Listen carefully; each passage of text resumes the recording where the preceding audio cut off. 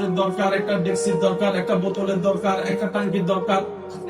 এতগুলো বিমান যে মেঘের ভিতর দিয়ে গেল, কোনোদিন তো টাঙ্কির সাথে বাড়ি খেলে টনের পর টন, লিটারের পর লিটার এত পানি কোথা থেকে আসলো? বলে যে মেঘ থেকে। এবার বলেন মেঘের মধ্যে পানি আসলো কোথা থেকে? বলেন বলেন বলেন। এই সাগরের থেকে যে মেঘের মধ্যে গেল, কোনো ফাইভ তো দেখলাম না, কোন লাইন তো দেখলাম না, কোন জেনারেটর তো দেখলাম না। এত পানি তুই পাইলি কই? বলে যে সাগর থেকে। সাগরের পানি তুই পাইলি কিভাবে? বলে সূর্য মামা।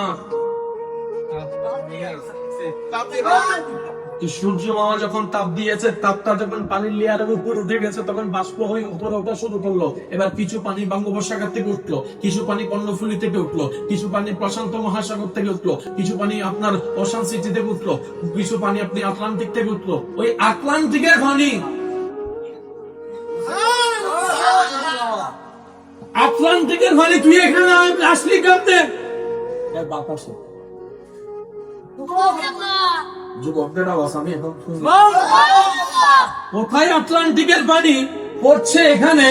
আল্লাহ আল্লাহ কি ক্ষুদ্র, আল্লাহ আল্লাহ কি ক্ষুদ্র, আসলি কেমনে?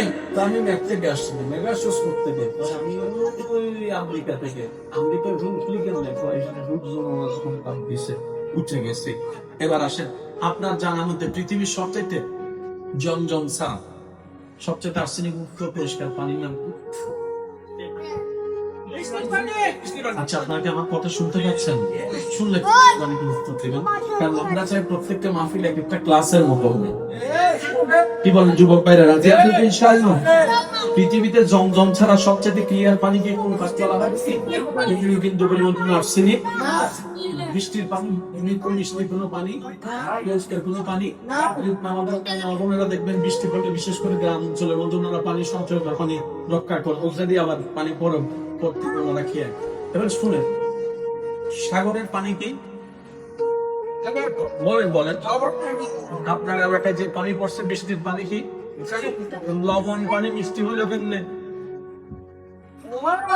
এখানে তো কোনো ফিল্টার মেশিন বলেন না রে ভাই। আইন দোকানে যেরকম ময়লা পানি উপরে গালে একশো টাকা তারপরে ফিল্টার হয়ে পরিষ্কার হয়, এখানে কোনো মেঘের ভিতরে তো ফিল্টার মেশিন নাই। How can possible?